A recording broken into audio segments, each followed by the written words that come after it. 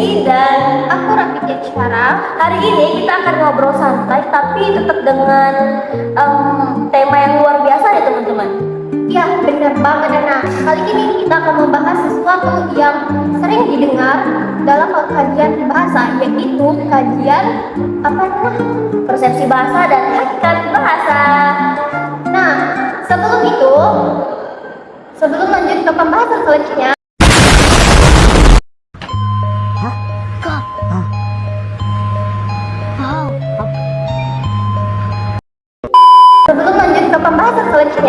kita akan membahas hal yang pertama yaitu hakikat bahasa, yang mana akan disampaikan oleh Rena. Betul. Nah, sebelum mulai diharapkan nih kepada teman-teman di rumah untuk fokus, pokoknya cari posisi yang nyaman. Terus kalau perlu sediain buku deh untuk mencatat hal yang penting karena video ini bakal seru banget. Ya, langsung aja Rena. Sebelum mulai, Tara mau nanya dulu nih. Apa sih maksudnya hakikat bahasa itu? Sebenarnya hakikat bahasa itu sesuatu alat yang digunakan untuk berkomunikasi satu dengan yang lainnya nih. Yang mana itu alat itu nggak cuma untuk berkomunikasi tapi juga untuk menyampaikan informasi yang di dalam itu mengandung makna tersirat.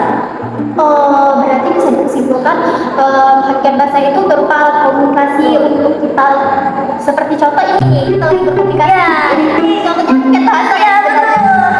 Sebagai contoh. Ya. Adapun pengertian sebelumnya tuh teman-teman di rumah pasti bingung dong bahasa itu apa sih gitu kan.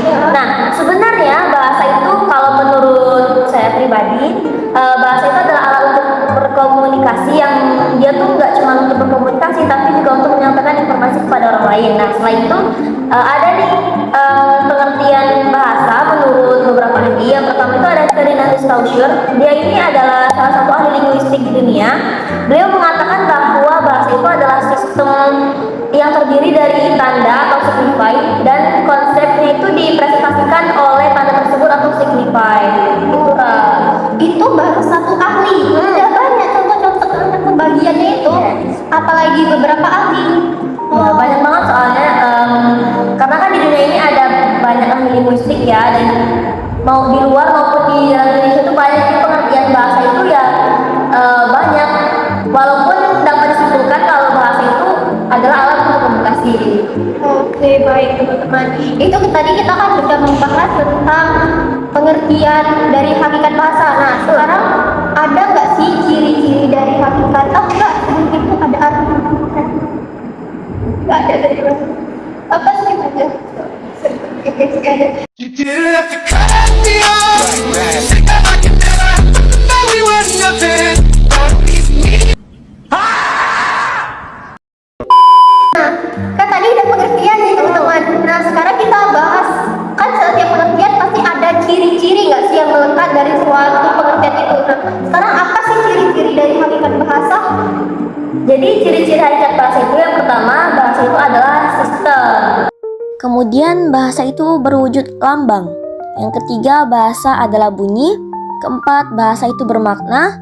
Kemudian bahasa itu arbitrer, bahasa itu konvensional, bahasa itu produktif, bahasa itu bersifat unik di samping universal, bahasa itu dinamis, dan bahasa itu manusiawi serta bervariasi. Banyak banget ternyata ciri-ciri dari hakikat bahasa tadi seperti yang dijelaskan oleh Rena. Dari itu kita dapat mengetahui bahwa ciri-ciri hakikat bahasa itu tuh bukan hanya 1, 2, 3, melainkan juga beberapa. Ciri-ciri bahasa. Ciri-ciri bahasa. Ya. Banyak ternyata teman-teman. Ya, itu baru dari satu ahli aja, dari Abdul Khair. Belum lagi dari beberapa ahli lain yang mengemukakan tentang ciri-ciri bahasa itu sendiri. Nah, terkait tadi kan kita Rena udah jelasin tentang ciri-ciri bahasa. Nah, sekarang itu tentang apa sih fungsi dari hakikat bahasa itu sendiri. Soalnya aku pribadi nggak tahu, pasti teman-teman nggak tahu juga kan fungsinya. Tahu nggak? Kalau secara kita kayak gini kita tahu fungsinya, tapi secara teori pasti kita bingung untuk menjelaskan secara terstruktur itu apa gitu. Nah, apa sih fungsinya itu? Nah, teman-teman, fungsi bahasa itu nih dari ahli yang sama, Abdul Khair, itu ada 5 fungsi yang dikasih. Yang pertama itu fungsi ekspresi, itu untuk menyampaikan ekspresi kita, seperti mengungkapkan perasaan kita sedih ataupun senang gitu. Kemudian ada fungsi eksplorasi. Nah, fungsi eksplorasi ini untuk menjelaskan suatu hal, perkara, dan keadaan. Kemudian ada fungsi informasi, ini untuk menyampaikan pesan. Adapun fungsi persuasi untuk mengajak ataupun mempengaruhi orang lain. Nah, yang terakhir ada fungsi entertainment, itu untuk menghibur, menyenangkan, dan memuaskan batin.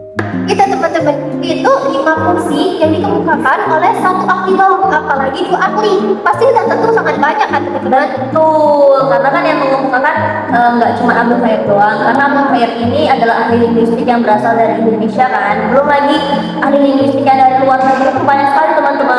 Kayak gitu kan. Ya, ada Noam Chomsky, terus yang tadi saya sebut Ferdinand de Saussure, ada banyak sekali teman-teman. Oke. Nah lanjut, sekarang kita kan tadi udah fungsi. Pasti di balik fungsi ada contoh dong. Ada. Nah tapi aku mau minta tuh dicontoh dalam kehidupan sehari-hari nih. Ada nggak sih? Apa contohnya? Contoh tentang kayak mana nih? Misalnya tentang kayak ketika kita obrolan ini, ada nggak sih?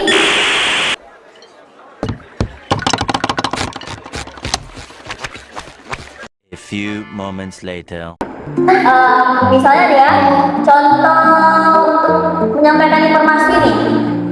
Misalnya nih, aku lapar. Gitu. Nah itu kan aku ada makna tersiratnya tuh di baliknya kan. Aku memberikan informasi kepada Ara kalau misalnya aku tuh lapar gitu. Jadi tindakan Ara ini selanjutnya kayak, oh dia ini mau makan, ya udah nanti Ara bilang, ayo makan gitu teman-teman. Itu baru contoh satu aja, belum lagi contoh lainnya itu banyak sekali di dunia nyata. Jadi kayak setiap tindakan yang kita lakukan di dalam kehidupan sehari-hari itu mengandung teori yang punya ilmunya masing-masing gitu, yang punya macamnya masing-masing.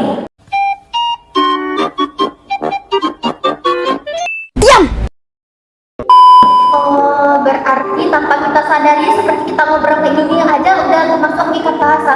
Berarti bisa disimpulkan setiap aktivitas kita tuh sebenarnya menggunakan teori teman-teman. Ya, Itulah gunanya bahasa.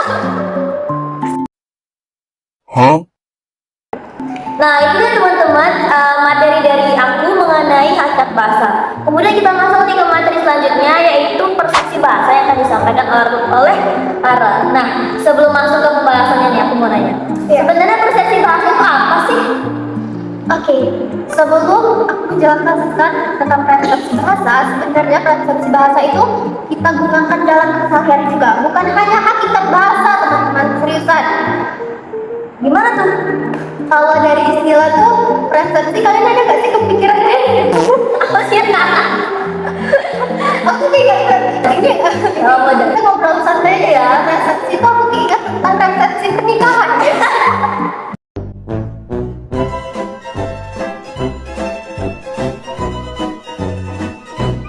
Ya, itu bukan itu ya maknanya ya. Beda.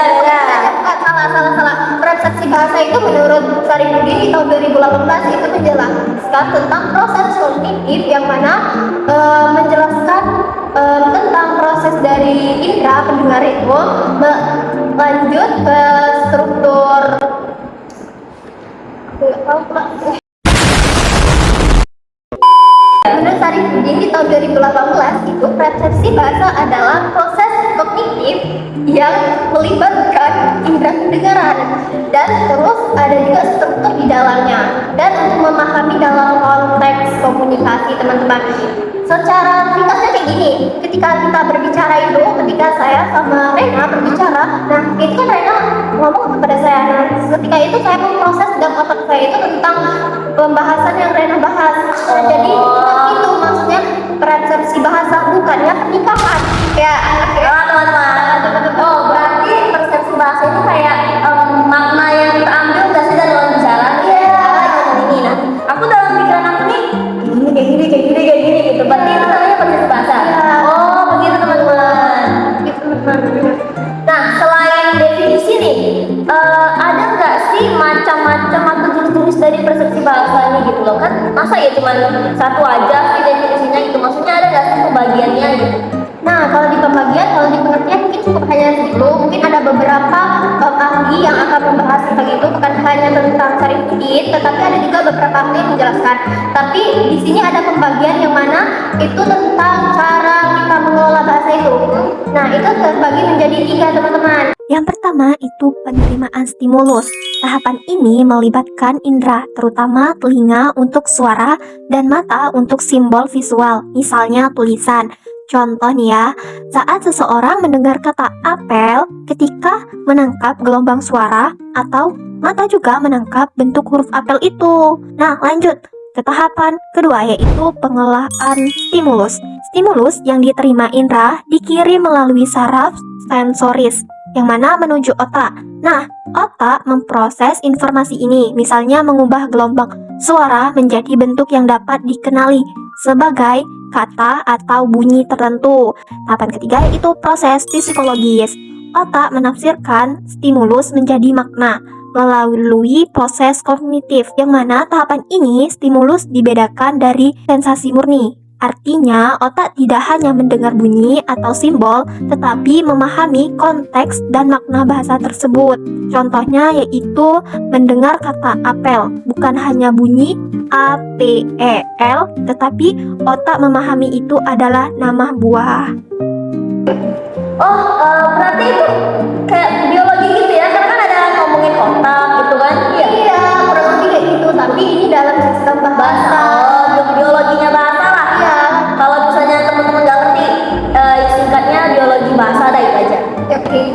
Nah, itu kan tadi tentang macam-macam jenis proses bahasa kan. Ada nggak sih contohnya? Ada, tentu ada.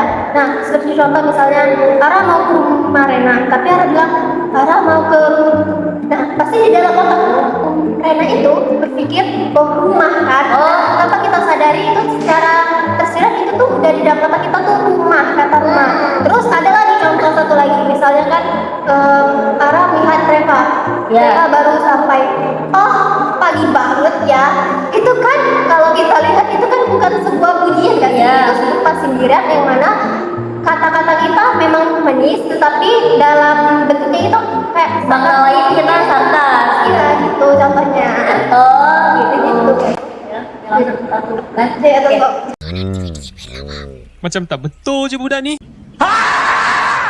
Nah, teman-teman, itulah tadi pembahasan seru kita mengenai persepsi bahasa dan hakikat bahasa. Diharapkan sekali kepada teman-teman ilmu yang kita kasih ini sangat, maksudnya diharapkan sekali ilmu yang kita kasih ini bisa memberikan manfaat, bisa menambah wawasan ya, teman-teman. Kalau nggak tahu tentang hakikat bahasa dan persepsi bahasa, sekarang udah tahu nih dari pengertiannya, dari para ahli, ya, fungsi, ciri-ciri, terus pembagiannya, ada persepsi bahasa, macam-macam. Pasti tahu dong kalau misalnya kalian ini baru tahu mengenai biologi bahasa lah istilahnya. Nah, itu disebut persepsi bahasa, teman-teman. Dan pasti juga kalian tuh nggak nyangka kan kalau misalnya dalam kehidupan sehari-hari itu ternyata ada ilmunya di balik itu gitu. Nah, ya kita tuh ada teorinya. ya, Makanya kayak gini berteori deh sebenarnya. Tapi kita nggak belajar secara mendetail. Sekarang kami jelaskan tuh tadi mencoba menjelaskan secara teori ya, agar kalian itu bisa mengerti kayak ternyata keseharian itu ada ilmunya gitu. Kayaknya itu aja gak sih, Ra? Ya, semoga ya dapat memberikan manfaat kepada teman-teman di rumah, dan semoga teman-teman di rumah nyaman dengan pembahasan kami dan dapat dimengerti gitu. Kayaknya itu aja sih, dan dadah, sekian dari saya. Jangan lupa subscribe, like, comment, dan share.